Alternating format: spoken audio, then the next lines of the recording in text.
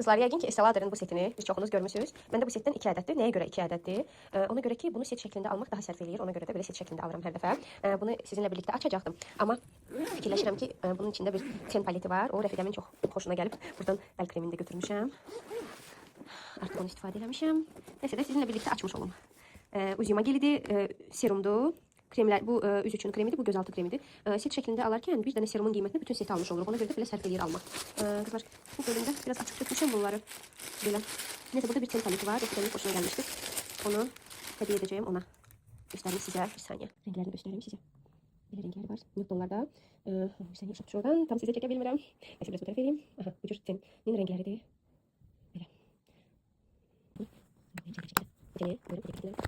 Düşünürəm ki, bu renk ona çox gözəl yaraşar. Çok güzel rengi var bunun, onu çok beğenirim. Belə hamilyon kimi de dodaqda çok güzel görsənir. Onu da hediye edeceğim ona. Böylece bir minnoş hediye paketi. Çantamı da götürüm. Gedirik. Rəfiqəmlə görüşəcək. Bugün bir neçə işimiz var. Kızlar, ben bunu belə büktüm. Kızım geldi dedi ki, bence onun öz kağızlarına büksən daha güzel görsənər. Benim ağıllı kızım düz deyir, çox da doğrudan da gözəl alındı. Belə büktüm bunu. Getdik.